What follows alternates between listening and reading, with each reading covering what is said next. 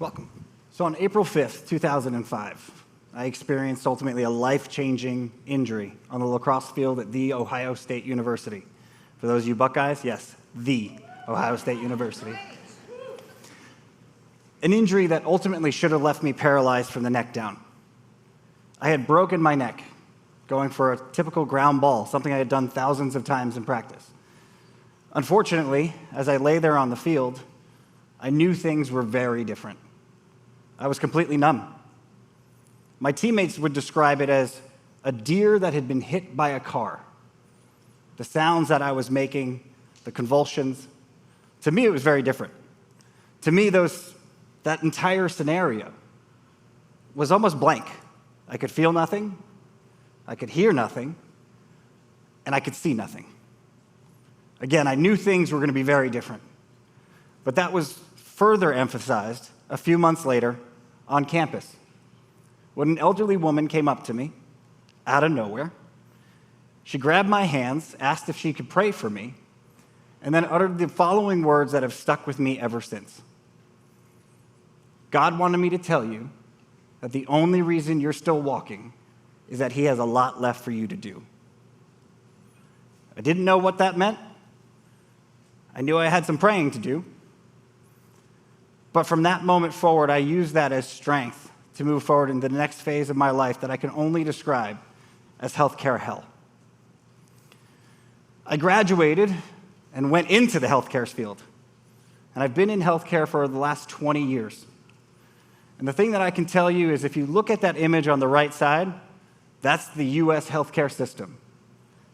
A system where those that know someone or know how to navigate it or have great insurance get the care they need, they get on that fast track. And then there's the about 90 to 95% of us that get stuck in the maze. That was me. Unfortunately, our healthcare system is also one that is geared to two main focuses: patient satisfaction and patient outcomes. That completely leaves the issue at hand, the injury, last. It's what can we do? How can we fix it? Let's not talk to the patient. They don't know. That needs to change. Organized medicine, because of those two features, is focused on treating the symptoms and not the patient. They're focused on dealing with, in my case, the pain, not the underlying condition, the breakage, or the continued problem of spine slipping that took place. From 2005 until 2022, I had 8 surgeries. Many of them like simple Band-Aids. Not very effective, some causing more pain than necessary. In fact, I had $5 million worth of completely unnecessary surgery. All in all, from 2005 to today, about $20 to $25 million in healthcare spending, just to be standing here in front of you. But that wasn't the problem. The problem were the physicians who always felt that they knew better and they could fix it. My very first cocktail, to give you an idea, included testosterone, anabolic steroids, an estrogen blocker, and to top it all off, Oxycontin. 18 years of heavy opiate dependence because that was the treatment algorithm. That can't be the way that we do pain. I don't know about you, but that does not look like a neck, correct? I had 4 elbow surgeries. Overzealous hand surgeons who felt that the numbness and tingling in my hands could be fixed by transfixing the ulnar nerve. Never once thinking, where does that nerve come from? Maybe we should check his spine. But through all of this, a light began to shine, a patient advocate. So what's a patient advocate? Well, advocates come in many forms, functions, fashions. You have independent patient advocates, individuals like myself, who are there to walk alongside a patient and their caregivers and their care team to ensure that they get the care that they need. You have disease state groups, of which there are over 20,000 in the United States, geared and devoted directly to a specific disease state to walk with those patients. And then believe it or not, even in pharma and biotech, I know, the evil companies that we think that they are, will spend anywhere from $25 to $50 million on an annual basis to help reach the patients that don't know that help exists. So where do you find them? How do you get the help that you need? As I said, they come in many different forms, functions, fashions. The independent patient advocates are certified by the Patient Advocacy Certification Board.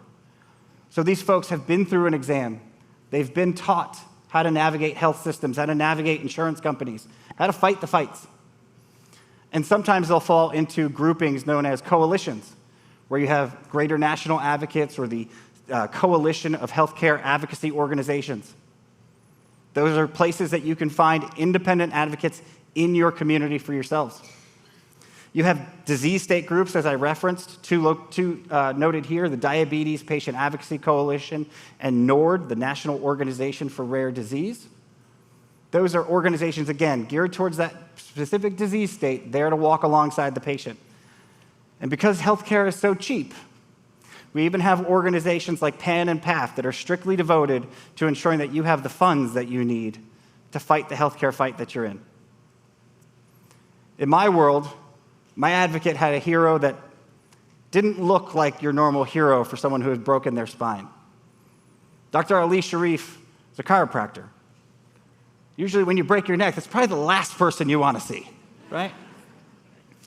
But Dr. Sharif, being a patient advocate first, took the time to slow down, to understand what was I sensing, what was I feeling, where did I want to go, what had I been through? What was that creaking in my neck, that creaking noise in my neck that my spouse had heard? My friends also heard it, but I thought it was normal. I can't exactly tell you the words that came out of his mouth when he heard it, but he knew it wasn't normal. And because of Dr. Sharif, I was able to move forward and get the help that I needed. Again, someone who's been in healthcare for 20 years, I know how to fight these fights, but I was still blinded. I still needed help. And thanks to Dr. Sharif, on May 15th, 2023, I was given a second lease on life. I was given a second opportunity to be the husband I wanted to be the father that I wanted to be. You see, opiates completely change you to your core. They make you a very angry and depressed individual. I had been burning bridges with my family for years. This was a chance to reset. But you see, 6 months prior to surgery, my surgeon told me, before you can do surgery, you need to get off of those opiates. Didn't tell me how, just told me it had to happen, and he wouldn't schedule surgery unless it was done. Thanks to Dr. Sharif, he helped guide me through that process. I was able to recognize that the opiates for me, though I had seen them as second nature and what I needed to get through my day, were just a crutch. And more importantly, I was able to do the work on the relationships in my life that needed it. To date, as I referenced, nearly $20 to $25 million in spending on healthcare. On average in the United States, we spend about $15,000 per patient per year. So all of you young people, thank you. You took some of my spending. But if we're going to move forward in the right direction, we always have to think back on how do we help the patients who need it first. Not how do we focus on the docs, not how do we focus on the hospitals, but how do we get to the patients? And we can do that through patient advocates.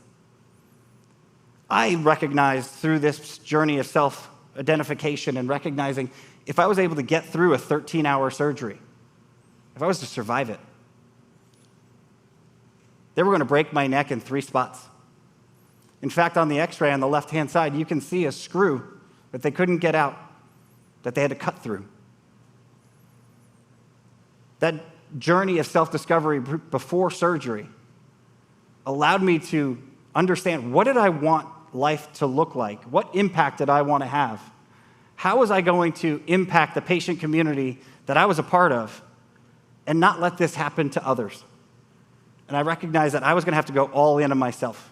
I was going to have to start a small business and focus on ensuring that pharma and biotech companies who claim to want to serve the patient community, do so. Come alongside of them and ensure that those dollars are spent in the right way, and that money is utilized to ensure that any patient that needs the help that they have finally recognized is available can get access to it. I now know what that old lady meant all those years ago. If this is all that I'm meant to do, is to share with you the impact of patient advocacy, then so be it. But I still think there's a lot more left. So my advice to you, if you or any of your loved ones find themselves in a life-changing healthcare situation, you don't have to go it alone. There's always a patient advocate. For me, as I said, with Dr. Sharif, I was able to get the surgery I needed. I can't look down, I'll tell you that. My cervical spine is fully fused. But imagine, if I had an advocate all the way back in 2005, maybe today, just maybe, I'd be able to see my toes. Thank you.